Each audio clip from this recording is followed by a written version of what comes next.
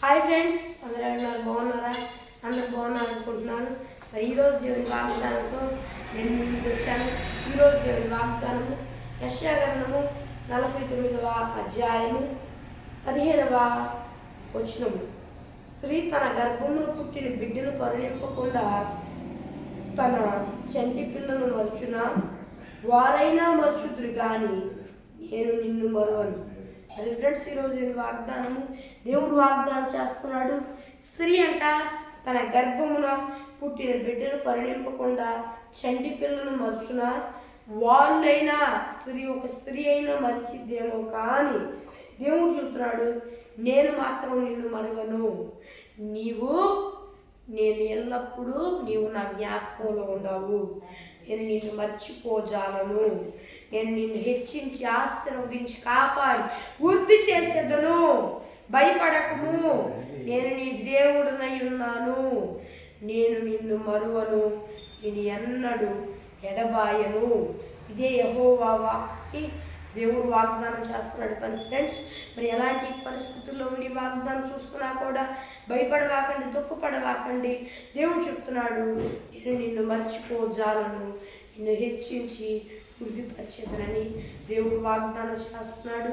మరి ఇంకా భయపడుతున్నారా? భయపడవాకండి. దేవుడు మిమ్మల్ని మర్చిపోలేదు. మీరు నిత్యం ఆయన జ్ఞాపకంలో ఉన్నారు. ఆయన మర్చిపోనని వాగ్దానం చేస్తున్నాడు. ఇప్పుడు కొంత కష్టంగా బాధగా ఉందేమో, అవి తాత్కాలిక సమస్యలే తప్పితే దేవుడు మీకు తోడు లేకుండా లేడు. ఆయన చెప్తున్నాడు, నేను నిన్ను మర్చిపోజాలను. ఇదే యెహోవా వాక్కు.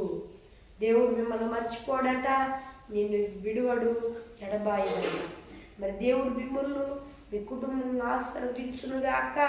మరి దేవుడు మిమ్మల్ని మర్చిపోజాలనని, మిమ్మల్ని వృద్ధి చేసి ఆశీర్వదిస్తానని, విడువను ఎడబాయనని వాగ్దానం చేస్తున్నాడు. మరి ఫ్రెండ్స్, ఈరోజు వాగ్దానము మరి చిన్న ప్రార్థన చేసుకుందాం. పరలోకమున్న దేవా, నీ వాగ్దానం సూటిగా స్పష్టంగా నీ బిడ్డలమైన మాతో మాట్లాడి వేలాది కోట్ల స్తుతులు స్తోత్రాలు చెల్లిస్తూ ఉన్నానయ్యా. ఈ బిడ్డలందరూ భూలోకంలో ఉన్న వారందరూ బారును శుభచర పొందుకొని, బాప్తీసం తీసుకొని, రక్షణ పొందుకొని, ఈ ఆత్మను పొందుకొని, ఈ ఆత్మ అభిషేకం పొందుకున్నట్టుకు సహాయం చేయండి అయ్యా. యేసయ్యా నాయన, మరి మీరే నీ బిడ్డలకు కృప చూపియండి అయ్యా. యేసయ్యా గారి పొందుకొని కూడా దారి తప్పితే మరలా మారు శుభచర పొందుకొని, రక్షణ పొందుకొని, నీ ఆత్మను పొందుకొని, ఆత్మ అభిషేకం ముందు సహాయం చేయండి. యేసుక్రీస్తు పరిశుద్ధ నామం పేరట అడుగుచున్నాను. అది పరలోకమందున్న నా పరమ తండ్రి, ఆమేన్. మరి ఫ్రెండ్స్, ఈరోజు వాగ్దానము మరి మీ ప్రార్థన అవసరం వరకు ఇక్కడ కనిపిస్తున్నా ల్యాండ్ లైన్ నెంబర్ కాల్ చేయండి. మరి దేవుని వాగ్దానంతో మళ్ళీ కలుద్దాం. అందులో దేవుని కృపాస్థితులు అందరికీ తోడై నడిపించి కాపాడి సంరక్షించి నిత్య మహిమలో చేర్చునుగాక. ఆమేన్. Praise the lord.